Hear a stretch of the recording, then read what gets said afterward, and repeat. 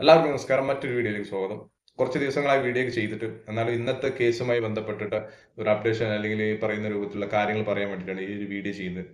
ഏകദേശം ഇത്രയും കാലത്തിനടുക്ക് ഏകദേശം 2 മണിക്കൂറോളം നീണ്ടു നിൽക്കുന്ന ഒരു വാദപ്രതിവാദമായിരുന്നു ഇന്നുണ്ടായിരുന്നത്. ശരിക്കും ഞാനൊക്കെ അത്ഭുതപ്പെട്ടു പോയി. കാരണം ആദ്യമായിട്ടാണ് ഇത്തരത്തിലുള്ള ഒരു വാദപ്രതിവാദത്തിന് നേരിട്ട് സാക്ഷിയാകുന്നത്.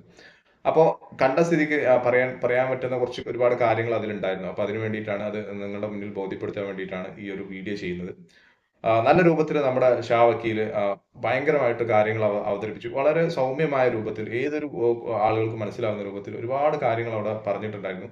ആ പറഞ്ഞ കാര്യങ്ങൾക്കൊക്കെ ഡോക്യുമെന്റിന്റെ കോപ്പിയൊക്കെ അവിടെ സമർപ്പിച്ചിട്ടുണ്ടായിരുന്നു. ഒരുപാട് കാര്യങ്ങൾ ഉന്നയിക്കുകയുണ്ടായി. നമ്മുടെ കാര്യങ്ങൾ ഉന്നയിക്കുകയുണ്ടായി. ആ രൂപത്തിൽ ഈ ഒരു ആക്ടുമായി ബന്ധപ്പെട്ടിട്ട് അതിന്റെ ഉള്ളിലുണ്ടായിട്ടുള്ള കുറച്ച് കാര്യങ്ങളെ കുറിച്ചിട്ട് വ്യക്തമായിട്ട് അവിടെ ജഡ്ജി അദ്ദേഹത്തെ ബോധ്യപ്പെടുത്താൻ അദ്ദേഹം ശ്രമിച്ചിട്ടുണ്ടായിരുന്നു. അതുപോലെ തന്നെ ഓപ്പോസിറ്റ് സൈഡിൽ നിന്ന് DGPയുടെ ഭാഗത്തു നിന്നും അവരുടേതായിട്ടുള്ള കാര്യങ്ങൾ അവർ പറയാൻ ശ്രമിച്ചിട്ടുണ്ടായിരുന്നു. അതിന് മറുപടി എന്നോണം വീണ്ടും നമ്മുടെ ഷാ വക്കീൽ ഒരുപാട് കാര്യങ്ങൾ അവിടെ ബോധ്യപ്പെടുത്തിയിട്ടുണ്ട്. അപ്പോൾ ഏകദേശം 2 മണിക്കൂറോളം നീണ്ടു നിന്ന ഈ ഒരു വാദപ്രതിവാദത്തിൽ നമുക്ക് പിന്നെ ഒരു ഒരു വിഷയം ഉണ്ടായിരുന്നത് വെച്ചാൽ ജഡ്ജിയുടെ മൈക്ക് മ്യൂട്ട് ആയതുകൊണ്ട് അദ്ദേഹത്തിന്റെ വാക്കുകൾ കേൾക്കാൻ പറ്റിയില്ല എന്നുള്ള ഒരു സങ്കടകരമായിട്ടുള്ള കാര്യമായിരുന്നു. എന്നിരുന്നാലും നല്ല രൂപത്തിലുള്ള ഈ ഒരു വേദിക്ക് സാക്ഷിയാകാൻ പറ്റിയതിൽ സന്തോഷം ഉണ്ട്. കാരണം ഇത്രയും കാലം ഉണ്ടായിരുന്ന ഒരു ഹിസ്റ്ററി ടോട്ടൽ അവിടെ പരിശോധിക്കുകയാണ് ഉണ്ടായിട്ടുള്ളത്. തുടക്കം മുതലുള്ള കാര്യങ്ങൾ അവിടെ രണ്ട് കൂട്ടരും അവിടെ വാദപ്രതിവാദത്തിൽ കൊണ്ടുവരികയുണ്ടായി. കൂട്ടത്തിൽ തന്നെ നമ്മൾ ചെയ്തുകൊണ്ടിരിക്കുന്ന കാര്യങ്ങളെ കുറിച്ച് അവിടെ പറഞ്ഞു. ഒരുപാട് മറ്റു കമ്പനീസ് അത്തരം കാര്യങ്ങൾ ചെയ്യുന്നുണ്ട് എന്ന രൂപത്തിലുള്ള കാര്യങ്ങളൊക്കെ പറഞ്ഞു. പിന്നെ എടുത്തു പറയേണ്ട ഒരു കാര്യം, ഈ പറയുന്ന രൂപത്തിൽ എന്തിനു വേണ്ടിയിട്ടാണ് നിയമ സംവിധാനം, ഈ ഒരു ബഡ്സ് ആക്ട് എന്ന് പറയുന്ന നിയമ സംവിധാനം ഉണ്ടാക്കിയിട്ടുള്ളത് എന്ന് ചോദിച്ചു കഴിഞ്ഞാൽ, ഇത്തരം കാര്യങ്ങളിൽ ജോയിൻ ചെയ്തിട്ടുള്ള ആളുകൾക്ക് പണം തിരിച്ചു കൊടുക്കുക എന്നൊരു കാര്യത്തിലോട്ടാണ് ഈ ഒരു ബഡ്സ് ആക്ട് ഉണ്ടാക്കിയിട്ടുള്ളത്. അപ്പൊ നമുക്കും നമ്മുടെ ഉദ്ദേശവും അത് തന്നെയാണ്. ഈ ഒരു ആളുകൾക്ക് അതിൽ പണം തിരിച്ചു കൊടുക്കാൻ വേണ്ടിയിട്ട് തന്നെയാണ് നമ്മൾ നിൽക്കുന്നത്. അല്ലാണ്ട് ഒരിക്കലും ഇവർക്ക് പണം കൊടുക്കരുതെന്നോ അല്ലെങ്കിൽ അത്തരത്തിലുള്ള കാര്യങ്ങൾ ചെയ്യരുതെന്നോ എന്ന രൂപത്തിൽ നമ്മളും ഇന്റൻഷനോ അല്ലെങ്കിൽ നമ്മുടെ കാര്യങ്ങളോ അങ്ങനെയല്ല പോകുന്നത് എന്ന രൂപത്തിലാണ് വരുന്നത്. ഇത്രയും കാലം നമ്മൾ പേ ഔട്ടും കാര്യങ്ങളൊക്കെ കൊടുത്തതുമായിട്ട് ബന്ധപ്പെട്ടവിടെ കാര്യങ്ങൾ സംസാരിച്ചിട്ടായിരുന്നു. എന്താണ് അതിന്റെ തീർപ്പ് കാര്യങ്ങൾ എന്നൊന്നും പറയാനോ അല്ലെങ്കിൽ അത്തരം കാര്യങ്ങൾ സംസാരിക്കാനോ ഈ വേദി ഉപയോഗപ്പെടുത്തുന്നത് ശരിയായ ഒരു കാര്യമല്ല. കാരണം കോടതിയുടെ മുന്നിൽ നമുക്ക് പറയേണ്ട കാര്യങ്ങൾ നമ്മൾ അവിടെ ബോധിപ്പിച്ചു കഴിഞ്ഞു. ഓപ്പോസിറ്റ് നിൽക്കുന്ന ആളുകൾക്ക് പറയേണ്ട കാര്യങ്ങൾ അവിടെ ബോധിപ്പിച്ചു കഴിഞ്ഞു. ഇനി ബഹുമാനപ്പെട്ട കോടതി ജഡ്ജി അദ്ദേഹം ഒരു തീരുമാനത്തിലെത്തണം. അതിനാണ് ജഡ്ജ്മെന്റ് എന്ന് പറയുന്നത്. വിധി പറയാൻ വേണ്ടിയിട്ടുള്ള ഒരു ദിവസം ഇനി നമുക്ക് കിട്ടും. ഈ ഒരു നിമിഷം വരെ ആ ഒരു അത് കിട്ടിയിട്ടില്ല. എന്നാണ് ഡേറ്റ് എന്നുള്ളത് ഫിക്സ് കാണാത്തത് കൊണ്ട് അത് അപ്ഡേറ്റ് ചെയ്യാൻ സാധിക്കുന്നില്ല.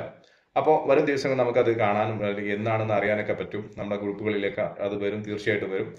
കാത്തിരിപ്പ് ഇനി കുറച്ച് ദിവസങ്ങൾക്ക് വേണ്ടിയിട്ട് നമുക്ക് കാത്തിരിക്കണം.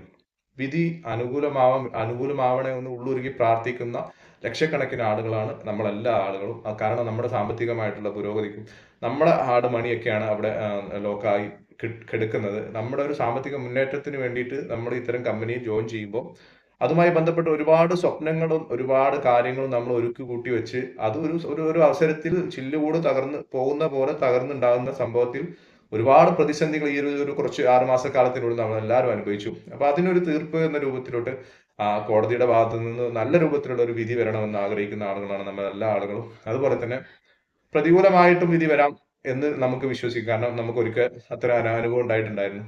അപ്പൊ അനുകൂലമാണോ പ്രതികൂലമാണോ എന്നത് ഒരിക്കലും നമുക്ക് മുൻകൂട്ടി പ്രവചിക്കാനോ പറയാനോ സാധിക്കുകയില്ല. ബഹുമാനപ്പെട്ട കോടതിയിൽ പൂർണ്ണമായിട്ട് വിശ്വാസം നമുക്ക് എല്ലാവർക്കും ഉണ്ട്.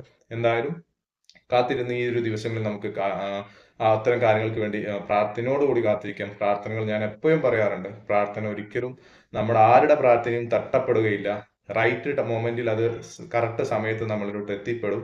ആ ഒരു വിശ്വാസത്തിൽ വിശ്വസിക്കുന്ന ഒരു വ്യക്തിയാണ് ഞാൻ. ഇൻഷാ അള്ളാഹ് ഏതായാലും എന്തായാലും നമ്മൾ ഒരാളെ ചതിക്കണമെന്നോ അല്ലെങ്കിൽ ഒരാളുടെ പണം നഷ്ടപ്പെടുത്തണമെന്നോ അല്ലെങ്കിൽ ഒരാളെ ഇത്തരം സംവിധാനം ഈ ഒരു സംവിധാനം തെറ്റാണെന്ന് അറിഞ്ഞുകൊണ്ടോ നമ്മൾ ആരെയും തന്നെ ജോയിൻ ചെയ്യിപ്പിക്കുകയോ ആരുടെ പണം നഷ്ടപ്പെടുത്തണമെന്ന മോഹത്തോടു കൂടിയോ നമ്മൾ ഈ ഒരു സംവിധാനത്തിൽ കൊണ്ടുവന്നിട്ടില്ല. പ്ലസ് ആയിട്ട് പറയാനുള്ളത്, ഒരുപാട് കമ്പനികൾ ഒരുപാട് തട്ടിപ്പ് നടത്തിയിട്ടുള്ള കമ്പനികൾ നമ്മൾ കണ്ടിട്ടുണ്ട്, കേട്ടിട്ടുണ്ട്, അനുഭവിച്ചിട്ടുണ്ട്. പക്ഷെ ഈ ഒരു കമ്പനിയുടെ ഉന്നതിയിൽ നിൽക്കുന്ന ഈ കമ്പനിയുടെ സാരഥികളായിട്ടുള്ള ആളുകൾ ആരും തന്നെ നമ്മളിൽ നിന്ന് കടന്നു പോവുകയോ നമ്മുടെ കൺവട്ടത്തിൽ നിന്ന് മാറി നിൽക്കുകയോ അല്ലെങ്കിൽ നമുക്ക് കിട്ടാത്ത സ്ഥലത്ത് പോയിട്ട് എവിടെയെങ്കിലും നിന്നുകൊണ്ട് കാര്യങ്ങൾ ചെയ്യുകയോ അല്ല. നമ്മുടെ കൂടെ നിന്നുകൊണ്ട് നമുക്ക് കാണാൻ പറ്റുന്ന സ്ഥലത്ത് നിന്നുകൊണ്ട് കാര്യങ്ങൾ വ്യക്തമായിട്ട് ചെയ്യുകയാണ്. നമ്മളിലോട്ട് നമ്മുടെ പണം തിരിച്ചു തരാൻ വേണ്ടിയിട്ടുള്ള ഒരുപാട് കാര്യങ്ങളാണ് അവർ ചെയ്തുകൊണ്ടിരിക്കുന്നത്. നല്ല രൂപത്തിലുള്ള ചെലവുകളാണ് ഈ ഒരു സംവിധാനം നിയമപരമായ പോരാട്ടം നടത്താൻ വേണ്ടിയിട്ടുള്ളത് എല്ലാം നമുക്ക് എല്ലാവർക്കും അറിയാം. അപ്പൊ അത്തരം കാര്യങ്ങളൊക്കെ ചെയ്യുന്നത് ഈ ഒരു നമുക്ക് നമ്മുടെ പണം ഇവിടെ തിരിച്ചു കിട്ടാൻ വേണ്ടിയിട്ട് തന്നെയാണ് അവർ ചെയ്തുകൊണ്ടിരിക്കുന്നത്. അതെല്ലാവരും മനസ്സിലാക്കുക. ഒരുപാട് ആളുകൾ നമ്മൾ എല്ലാവരും ഒരുമിച്ച് നിന്നത് ഈ ഒരു സംവിധാനത്തിന്റെ ഒരു ആശ്വാസകരമായിട്ടുള്ള അല്ലെങ്കിൽ ഒരു സന്തോഷകരമായിട്ടുള്ള ഒരു വിധിക്ക് വേണ്ടിയിട്ടാണ് നമ്മളെല്ലാവരും കാത്തിരിക്കുന്നത്. എന്തായാലും നമ്മുടെ വക്കീല് വളരെയധികം സൂപ്പറായിട്ട് കാര്യങ്ങൾ അവതരിപ്പിച്ചിട്ടുണ്ട്. ഇനി അത് കോടതിയുടെ കയ്യിലാണ്. കോടതി തീരുമാനിക്കട്ടെ. അനുകൂലമാവാം, പ്രതികൂലമാവാം. എന്തായാലും ദൈവം തമ്പുരാൻ മാത്രമേ ആ കാര്യത്തിനെ കുറിച്ച് ഒരു ധാരണയുള്ളൂ. ഹൈറിച്ച് എന്ന് പറയുന്ന പ്രസ്ഥാനത്തിന്റെ സാരഥികളായിട്ടുള്ള നമുക്ക് പറയാനുള്ളത്, ബഹുമാനപ്പെട്ട കോടതിയിൽ നിന്ന് സന്തോഷകരമായിട്ടുള്ള ഒരു വിധി വരട്ടെ എന്ന് ആത്മാർത്ഥമായിട്ട് ആഗ്രഹിക്കുന്നു, പ്രാർത്ഥിക്കുന്നു. എല്ലാവർക്കും ഈ ഒരു വിഷയത്തിൽ അത്തരം പ്രാർത്ഥനകളിലോട്ട് വെക്കുക. എന്തായാലും എല്ലാവർക്കും നല്ലൊരു ദിവസം നേരുന്നു. Thank you so much. രുചിച്ചു നോക്കൂ, വീണ്ടും കൊതിച്ചു പോകും. കിയ പപ്പടം.